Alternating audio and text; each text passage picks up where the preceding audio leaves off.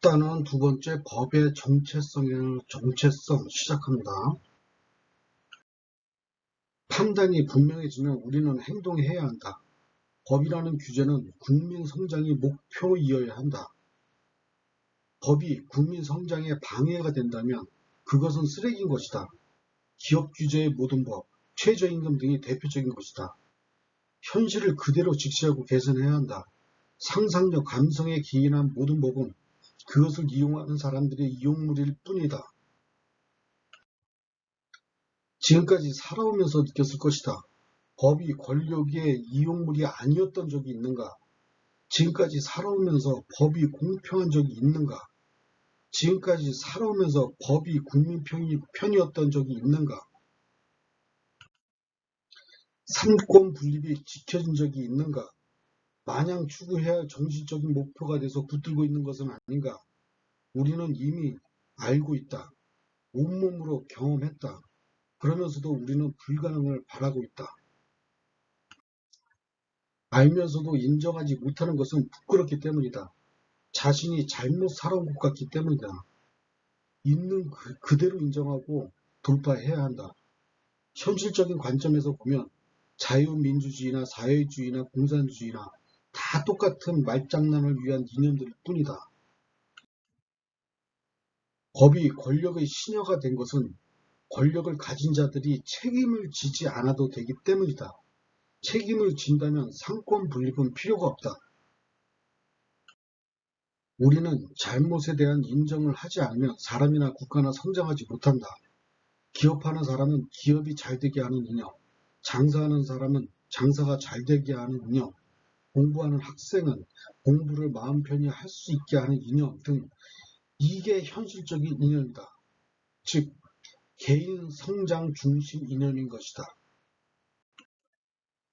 국가의 성장이라는 이름으로 개인의 희생은 없어져야 한다. 개개인의 성장이 사회의 성장이 되고 국가의 성장으로 이어져야 한다. 이것이 민주주의의 완성인 것이다. 우린 반드시 이것을 이뤄내야 한다. 다시 말한다. 내가 좋아지지 않는 제도는 착각이며 거짓이다.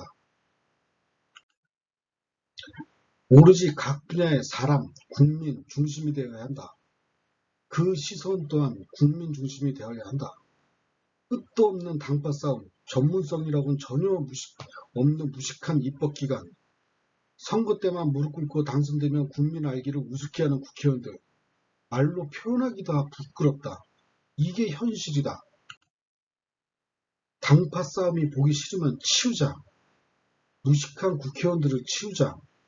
당신의 성장에 방해가 되는 제도가 있다면 치우자. 내 직장 생활에 방해가 된다면 치우자. 내 장사에 방해가 된다면 치우자. 내 공부에 방해가 된다면 치우자. 내 기업에 방해가 된다면 치우자. 하나씩 치우다 보면 깨끗해지지 않겠는가? 치우는 게 귀찮아지면 쓰레기가 생성되게 하지 않으면 된다. 그것이 방법이고 제도이다. 그 중심에 법이라는 제도가 있다. 법의 독립을 요구하는 사람들은 법이 자신의 마음에 안 들 때 외치는 구호이다. 법의 기능을 최소한으로 하고 국민의 활동 범위 내에서 결정 나도록 내려줘야 한다. 법원까지 가지 않는 국민들의 화해기관으로 변해야 한다는 것이다. 입법부가 얼마나 형편없는 사람들이 모인 기관인지 우리는 정치인들을 통해서 확인하고 있다. 그것도 치우자. 사법고시라는 제도는 사회를 전혀 경험하지 못하고 알지도 못하는 사람들이 암기양을 뽑는 제도이다. 사회는 몰라도 법만 아는 사람들이 모임이 사법부이고 좀 더 크면 정치로 간다.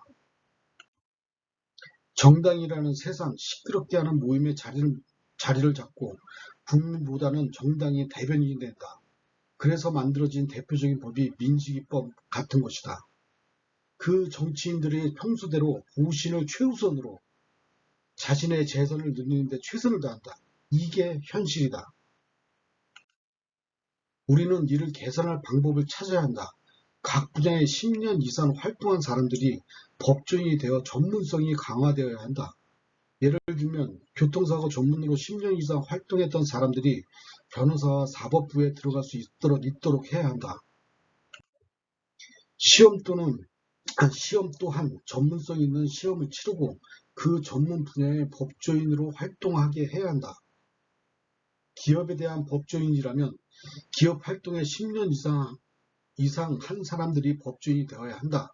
이렇듯 자기 분야에서 최소한의 활동을 한 사람들이 상식적인 결과를 낼 수 있는 것이다.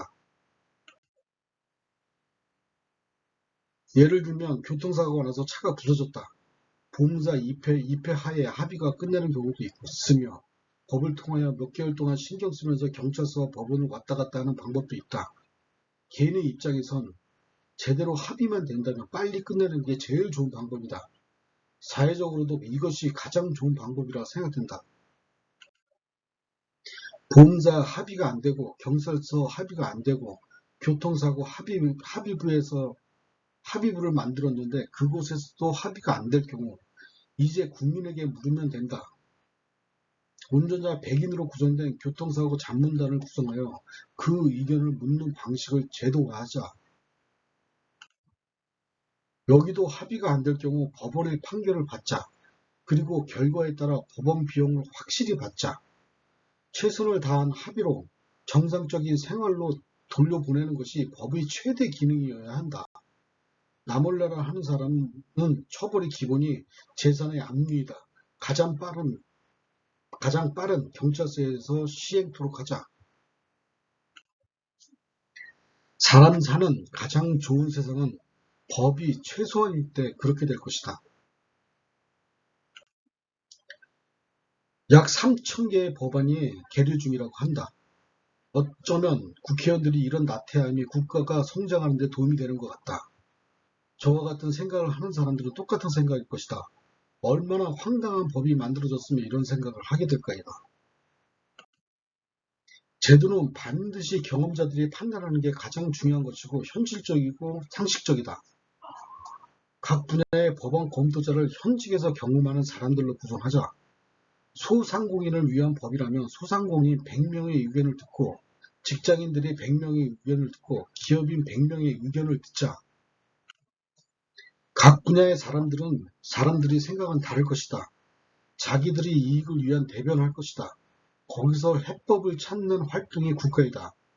이것이 입법 활동이고 국민을 위한 제도가 될 것이다. 국가는 스스로의 정체성만 확고하면 된다. 공정한 환경을 만들고 노력하는 사람들이 좋아져야 한다는 확고한 정체성을 바탕으로 판단하면 되는 것이다. 그리고 책임져야 한다. 법 집행의 최애선은 합의라는 정체성을 가지고 서로 악수하고 사회로 빨리 복귀할 수 있도록 해야 한다. 입법 자문단을 만들어 현실적인 제도를 만들고 사법 자문단을 만들어 상식적인 판결을 만들자. 이것을 제도화하자. 그 의견을 듣고 국가는 결정한다. 그리고 법에 대한 사회 반응에 대해서 반드시 책임을 져야 한다.